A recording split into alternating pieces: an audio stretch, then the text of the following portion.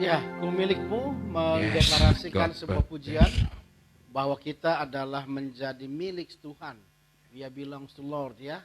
Dan hari ini kita juga menyadari kalau kita milik Tuhan, maka saya percaya kita tidak akan khawatir dengan kehidupan kita.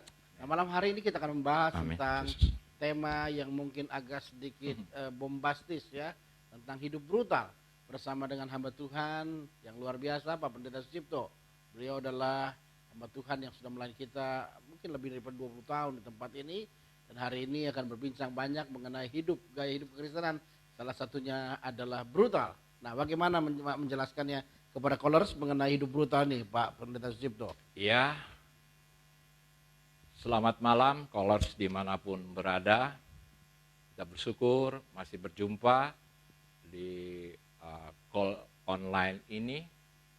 Ya, memang judul menyeramkan. Memang menyeramkan juga kalau brutal itu adalah akronim dari berubah total. Karena kalau kita sebagai orang percaya anak Tuhan tidak bisa berubah secara total, itu akan mengalami banyak hal dalam hidup kita yang nggak sesuai dengan apa yang Tuhan mau. Saya, tadi Pak Gembala bilang saya 20 tahun lebih di tempat ini, dan saya mengamati perkembangan jemaat kedewasaan mereka. Saya agak galau sebetulnya, kok kita sebagai hamba Tuhan semua sudah memberikan yang terbaik, firman Tuhan dari yang lembut sampai yang setengah keras sampai yang keras sekalipun, tetapi mengapa jemaat yang bertahun-tahun itu tidak bisa sesuai kedewasaannya dengan umur mereka, dengan pengiringan mereka kepada Tuhan. Ini yang menjadi, saya berpikir kenapa Tuhan? Kok mentoknya di mana? Apa kami sebagai hamba Tuhan kurang mendisiplinkan mereka atau memberi nutrisi yang terbaik untuk mereka, atau terlalu meninak bobokan? Ternyata setelah saya bergumul bilang, Tuhan hanya berkata brutal. Saya bingung, brutal apa Tuhan? Atau harus bagaimana? Ternyata Tuhan menginginkan adalah berubah total dalam hidup kita. Seringkali ketika kita mulai ikut Tuhan, dibaptis gitu ya. 2 Korintus 5 ayat 17, bahwa semua ada ciptaan baru, yang baru sudah muncul. Kita sudah dibaptis merasa, oh aku sudah selamat. Dulu aku nggak ibadah, nggak ke gereja, sekarang aku ke gereja. Ya kan? Itu suatu perubahan. Tetapi yang Tuhan mau adalah proses kita untuk menjadi seperti Tuhan. Karena apa? Itu seperti Yesus adalah yang harus kita lakukan. Karena kita adalah mempelainya Kristus. Ya, kalau kita seperti anak-anak terus, kita tidak sepadan dengan Kristus sebagai mempelai. Nah, inilah yang mengatakan memang nggak serap brutal, harus berubah total. Karena saya melihat sekali atau menyaksikan, kalau kita tidak total, banyak hal akan terulang. Banyak hal akan terjadi dalam hidup kita. Bahkan saya bingung, sudah pelayanan, sudah melayani, sudah segala rupa, tetapi kok ada masalah sedikit saja, terjadi gesekan, terjadi sesuatu yang membuat kita kaget gitu loh. Seharusnya dengan perjalanan kerohanian mereka selama bertahun-tahun, seharusnya sudah semakin dewasa. Ya kan? Ketika menghadapi gesekan-gesekan seperti itu, kita akan wise, dengan bijak kita akan seperti itu. Tetapi ternyata, ya itu masalahnya, adalah kita nggak berubah total, hingga pemikiran Kristus tidak masuk dalam hidup kita. Kita melihat contoh-contoh dalam Alkitab. Murid-murid Yesus juga kan, penjala ikan menjadi penjala manusia. Itu perubahan. Jadi ngurusin ikan, sekarang ngurusin manusia. Yaitu ada proses-proses yang luar biasa untuk menjadi penjala manusia. Bahkan di dalam cerita Sakeus, luar biasa, pemungut cukai, mungkin kemarin Pak Tius sudah sedikit, saya hanya melihat Sakeus luar biasa, seorang pemungut cukai, bukan hanya dia bertobat, tetapi yang radikal berubah totalnya luar biasa. Kalau kita melihat, ya, ini menarik sekali, ya, di dalam Lukas, nah Lukas 19 ayat 18, ayat 8, Di sini katakan, tetapi Zakius berdiri dan berkata kepada Tuhan, Tuhan, setengah dari milikku akan kuberikan kepada orang miskin. Dan sekiranya ada sesuatu yang kuperas dari seseorang, akan kukembalikan 4 kali lipat. Berarti ini gaya hidup yang radikal. Nah, yang itu yang perubahan yang nggak gampang, nggak mudah. Gampang, ya kan? Itu sesuatu yang totalitas kita harus kita serahkan kepada Tuhan. Nah, kira-kira untuk berubah itu mulai dari mana? Pertama adalah kita harus seperti hubungan kita dengan Tuhan, ya itu menjadi nomor satu supaya hubungan kita intim, bukan hanya doa tapi intim dengan Tuhan. Ya, yang pertama itu yang harus kita lakukan setiap hari. Jika jadi pikiran kita dicuci lah gitu. Ya, karena firman Tuhan adalah mengajar, melurus kesalahan. Nah, kita akan terus berjalan dengan seiringnya waktu, proses-proses itu membuat kita semakin paham bahwa hidup kita ini di dunia ini sementara. Jadi memang perubahan itu harus dimulai dari pikiran ya. Betul. Dan pikiran yang seperti apa yang harus kita miliki agar kita bisa berubah? Ya, kita menyadari bahwa kita harus pikiran itu menyerahkan pikiran kita sesuaikan dengan firman Tuhan. Ya. Kalau harus dengar perhatikan apa yang disampaikan oleh Pak Pendeta Sucipto, hari ini yang namanya perubahan total tidak akan pernah terjadi tanpa pembaharuan akal budi kita, pikiran kita. Betul. Dan pikiran yang merubah kehidupan kita dengan total adalah pemikiran yang intim dengan Tuhan. Sehingga pikiran kita bisa menangkap apa yang dimaui Tuhan dalam kehidupan kita. Mungkin begitu ya? Yang pertama. Oke, yang kedua. Yang kedua adalah konsekuensi, konsisten kita. Konsisten kita ya. Harus ada harga yang harus dibayar. Karena kalau kita hanya dalam pemikiran saja, tanpa kita bertindak, nah kita tidak akan bisa berubah total. Berubah total ya. Karena pikiran kita akan ada masalah, balik lagi. Ya. Karena seperti Matius 6:33 kan, carilah dulu kerajaan Allah. Kalau pikiran kita sudah berubah untuk mencari kerajaan Allah, ya ada konsekuensi dalam hidup kita. Ya kan? Mungkin tadinya dia pembisnis yang kurang baik, akhirnya mulai baik, berubah total. Bisnis kita, kerja kita, karakter kita itu yang harus dimiliki. Ini juga penting sekali. Konsistensi. Kalau tanpa itu percuma aja, omdo lah gitu. Ya. Yang kedua, Pak Pendeta Sucipto mengungkapkan malam hari ini buat kita, kolors di mana-mana berada, untuk berubah total selain pikiran adalah kita berani disiplin.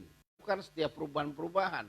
Ada orang pintar mengatakan untuk merubah sebuah kebiasaan hanya perlu 50 hari kita lakukan secara berturut-turut. Artinya gini, kalau saudara mau belajar doa pagi dan konsisten dengan doa pagi, maka 50 hari berturut-turut saudara bangun jam 4, jam 5, maka itu akan menjadi sebuah kebiasaan.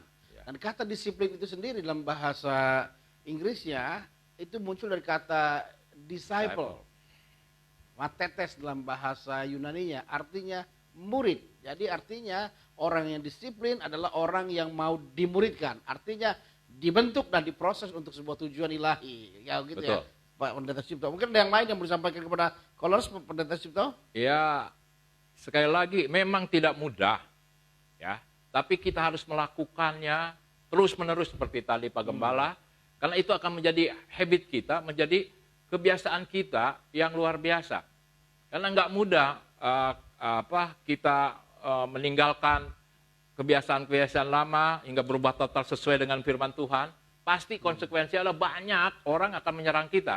Sok suci lah, sok ini, sok itu akan kita terima. Tetapi percayalah, ketika itu dilewati, Tuhan memberikan kasih karunia-Nya kepada hidup kita. Amin. Itu yang harus kita lakukan. Ya, yang ketiga berarti kita siap untuk dinilai aneh, ya.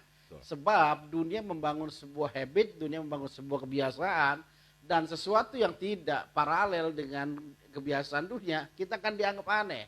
Contoh, ya, dalam kehidupan kita anak-anak Tuhan, misalnya kita harus mengampuni musuh kita. Rasanya hampir tidak ada buku yang mengajarkan untuk mampu mengampuni musuh kita, bahkan berdoa untuk musuh kita, ya. Tetapi Alkitab mengajar kepada kita harus mengampuni dan berdoa bagi mereka. Hal ini dipandang mungkin oleh dunia menjadi sesuatu yang aneh dan dianggap kita nyeleneh dan dianggap kita tidak benar, ya. Tetapi itulah konsekuensi kita hidup sebuah perubahan dengan firman Tuhan, bahwa kita siap dipandang aneh begitu. Betul. Ya. Ada yang lain mungkin Pak Pendeta Sucipto? Ya, saya satu lagi yang nggak kalah penting adalah kita harus menyelesaikan hidup lama kita di dalam kebenaran firman. Karena apa? Kalau kita tidak menyelesaikan kebiasaan lama, keburukan kita, kita hanya sebatas kemampuan daging kita, satu saat akan terulang kembali seperti itu. Itu akan terjadi. Banyak saya melihat kalau dia tidak bisa mengampuni, walaupun dia ke ibadah, tapi kelama-kelamaan 20-30 tahun kemudian dia akan meledak kembali. Bahkan lebih parah, lebih jahat daripada yang biasanya gitu. Oke, yang keempat pemerintah Cipto menyampaikan untuk berubah total salah satunya adalah kita membinasakan kedagingan kita. Betul. Ya. Kita menyalipkan kedagingan kita dan bukan menyalipkan kedagingan. Sebab kenapa? Yang namanya kedagingan itu mesti kita pangkas habis-habis karena yang namanya daging itu bisa muncul setiap kali ada potensi untuk hadir kembali. Contohnya misalnya begini, kalau saudara adalah punya kelemahan dengan satu perkara, maka pada satu saat, pada satu titik, dunia ini membuat kita masuk dalam situasi seperti itu yang membuat kita jatuh kembali. Contohnya, kalau saudara adalah seorang penjina, maka ketika saudara bergaul dan memilih pergaulan yang tidak baik dengan orang-orang yang cabul juga, maka saudara akan jatuh. Jadi artinya hari ini kita harus konsekuen, kita harus menjaga kehidupan kita, karena kedagingan kita harus kita binasakan. Sebab yang namanya buah roh, perubahan total itu hanya terjadi ketika daging tidak diberikan kesempatan untuk bertumbuh. Begitu ya Pak Cipto ya.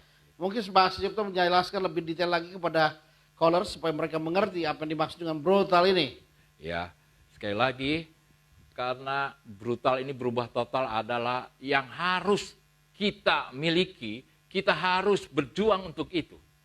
Tanpa totalitas kita kepada Tuhan, kita akan terjatuh, kita akan terjebak dalam tadi kondisi Pak Gembala bilang kalau penjina, saya melihat sekali ya, dia udah baiklah ya.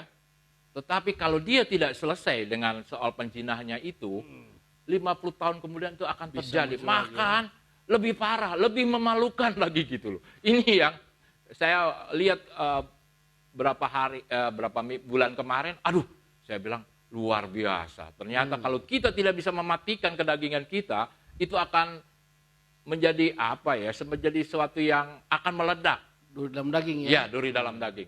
Jadi sekali lagi kita harus pikirkan Yesus, pikirkan perkara-perkara yang Tuhan inginkan seperti tadi mengampuni. Ya itu harus menjadi habit kita, menjadi kebiasaan kita. Dan satu lagi, carilah komunitas yang benar. Betul. Itu pun penting karena komunitas bisa menghancurkan kebiasaan yang buruk dalam hidup kita. Oke. Gitu.